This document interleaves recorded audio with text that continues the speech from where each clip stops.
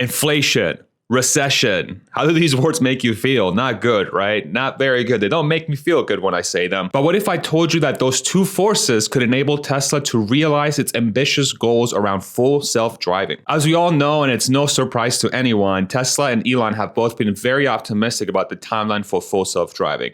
And even though Tesla might achieve full self-driving later this year or even into next year, there's a question about regulators and lawmakers actually allowing the technology to become a reality on our roads. And of course, safety is going to be the primary variable to ensure that folks are able to use this technology safely and it doesn't end up killing a bunch of us on the roads. But there are multiple forces that are brewing right now that could very well be the reason why Tesla is able to get full self-driving up and running and into the hands of the many as quickly as humanly possible, way faster than all of us may expect. It's no secret that most people make decisions around the monetary impact that they'll incur by making such decisions, especially if you're someone who has limited means, who has limited money, or somebody who's not as affluent or has as much money as, say, the top 1% or even the top 10%. If we use the United States as an example, which is where I'm from, 90% of the population is going to make decisions for themselves and their family and how they want to get to work and what they want to buy for food and what trips to make,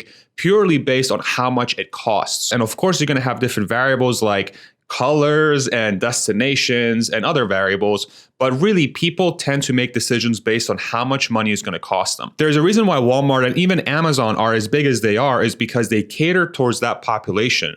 The huge majority of the population want the lowest prices. And things like inflation obviously reduce people's buying power, especially if their wages don't keep up. And then the variable of recession will also impact people negatively because in recessions, typically what ends up happening is that there's companies laying off workers, and those workers obviously don't have any money to pay their rent, for food, or whatever other luxuries they might be paying for normally. And so how does this play into Tesla's hands? You can make the argument that if inflation were to happen broadly, and which we're already seeing, everyone's going to be impacted by it, including Tesla. And we've seen Tesla raise their prices for their vehicles as recently as yesterday, I think. Prices raised by $3,000 up to $12,000 depending on the car that you bought. So they are not immune. And of course, if recession were to happen, there's less people potentially that can afford a Tesla because maybe they don't have a job anymore or they're becoming a little bit more cost conscious because they're not really sure where the economy is going. But it truly does feel like if recession talks continue and inflation does continue and we really do end up in an inflationary environment with a recession looming,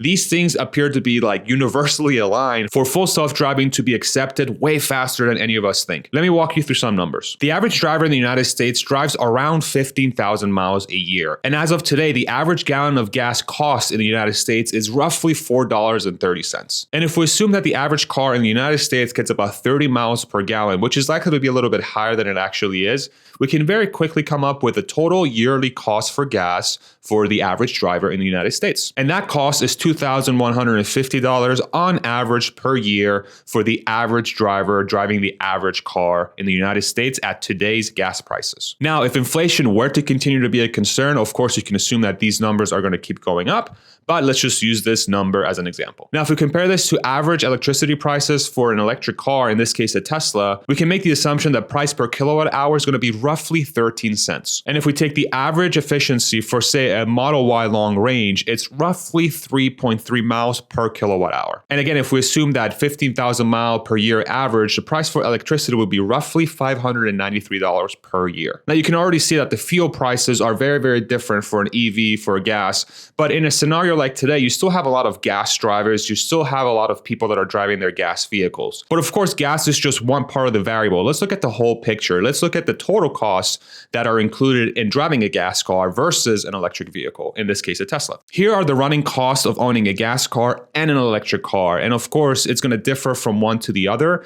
You can see that both categories have tires, obviously.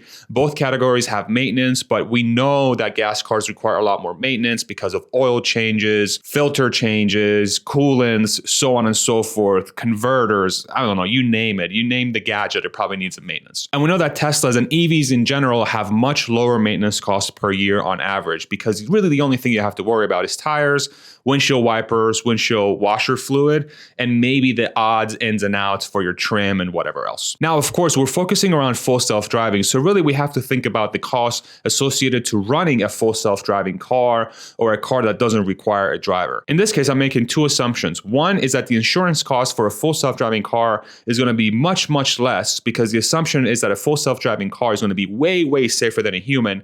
Plus, you don't have the liability of a driver getting injured. And from a depreciation standpoint, in an environment where gas cars become more and more obsolete and electric vehicles become more and more taken by the population, as well as knowing that a car that can drive itself and generate income for a company is likely to be an incredible asset for that company, the depreciation for the gas car is likely to be significantly higher than the electric vehicle that can drive itself. For this exercise, I assume about a $4,000 depreciation for the gas car, whereas the electric vehicle that can drive itself, in this case a Tesla, doesn't incur any depreciation because of the tremendous demand that car is likely to have, plus the advent of full self-driving, which makes that car an asset that can generate revenue for its owner. And so if we take the total cost for those buckets and we add in the gas, we can see what our true total yearly cost is for running a gas car versus a car that drives itself. In this exercise, the gas car will cost around $8,100 a year to fully run the all-in costs for the car, including depreciation,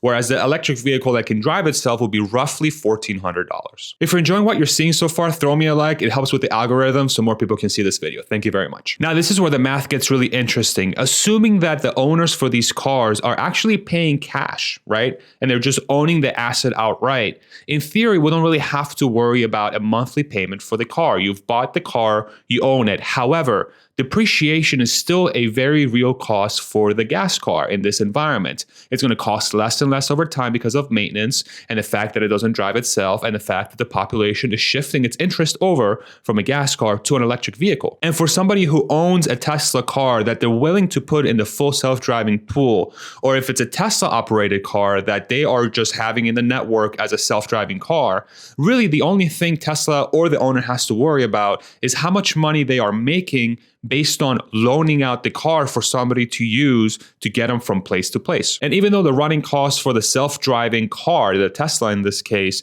is roughly 10 cents per mile, in reality, we need to bake in some sort of profit margin for either the company or the user where they're able to take some sort of profit. And so for this exercise, let's assume Tesla charges 15 cents per mile, which is 50% higher than their running cost, which allows them to make roughly 36% margin on each mile that gets driven. And so the apples to apples comparison we have here is 54 cents per mile to run a gas car versus 15 cents per mile to pay to be driven around in a full self-driving Tesla. And if you compare these two numbers, you can see that the gas car costs 3.6 times more to operate per mile than the full self-driving Tesla if you were just to pay for the service. And if we extrapolate this out to see how much it would cost per day for a typical American to get driven around or to drive around, you can very easily see how big the cost differences are. If we take the 54 cents per mile that it costs to operate a gas car and we divide it by the average daily miles in a year, so 15,000 miles divided by 365 days, we come out with a number that's roughly $22.20 per day on average that it costs for you to run a gas car. However, if we take the same exact mileage assumptions for the Tesla, you can see that it costs way less per day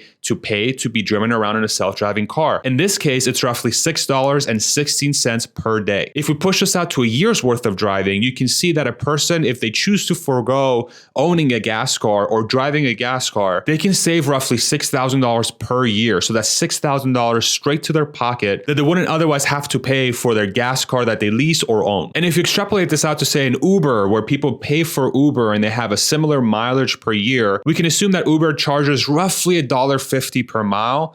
And in the case of Uber, a person who instead chooses to go with full self-driving and they really do 15,000 miles a year, they can save upwards of $20,000 per year if they just got into a full self-driving Tesla that's making 36% margin per mile. And so in an environment where there's high inflation and there's recession and people can't afford to pay for gas, they can't afford to pay for their car, they have to sell things to pay for food, for housing, in an environment where people are going through true hardship, the ones that don't have a lot, This sort of technology is going to be completely life-changing. And in the case of Tesla, if they are really able to achieve what they're claiming, which is level 4 autonomy by this year and potentially level 5 soon thereafter, there's going to be a ton of pressure on lawmakers and regulators to make this technology available as quickly as humanly possible. We really have to keep in mind that those that don't have all the means to do what they want to do are constantly doing a dance between what they can afford and what they can't afford. And being able to free up $6,000 per year for folks that are in those situations, which again, I want to remind you is a large majority of the population, especially in the United States, it's going to get so much attention. It's going to be such a no-brainer that if Tesla is in a position where they have the technology ready, regulators are going to have to push it. They're going to have to push it. Otherwise, they're going to have a situation where people simply cannot afford their daily expenses. They can't pay for their gas. They can't pay for their transportation, which means that they're going to be stuck at home and they can't go to work, and they're going to suffer because they won't be able to go to work and they can't pay for the food, so on and so forth. You can see where I'm going with this. And so in conclusion, in a situation where recession were to happen and inflation were to be really, really high, whatever economic thing you can come up with that's going to really hurt the population of a country, a technology like full self-driving is going to be so incredibly useful and helpful to not just improve safety for people, but to truly reduce the burden of what an economic impact can have on families. It's going to make their transportation capabilities much, much cheaper. And you can also make the argument that it's going to be a lot more convenient. They don't have to worry about fueling. They don't have to worry about maintenance, so on and so forth. Let me know what you think. Is this kind of crazy talk? Am I going off the rails here? Or is there truth behind this? Is this a potential outcome on how Tesla full self-driving is truly going to become adopted in the masses? It's going to be economic hardship that's going to push the hand of lawmakers and regulators to really push this thing through a lot quicker than all of us might think. Thank you so much for watching the video. If you'd like to support the channel, I have a link to my Patreon below. You can also click on the join button right below this video. And I also have a special link in my description for Athletic Greens, which is a supplement that I use every single morning. I have a special deal right in the description. I've partnered with Athletic Greens because I really trust their product and it's something that I've been using for months and I really, really enjoy it. If you want to check that out, feel free to click the link. Thank you so much for stopping by and we'll see you on the next one. Take it easy. Bye-bye.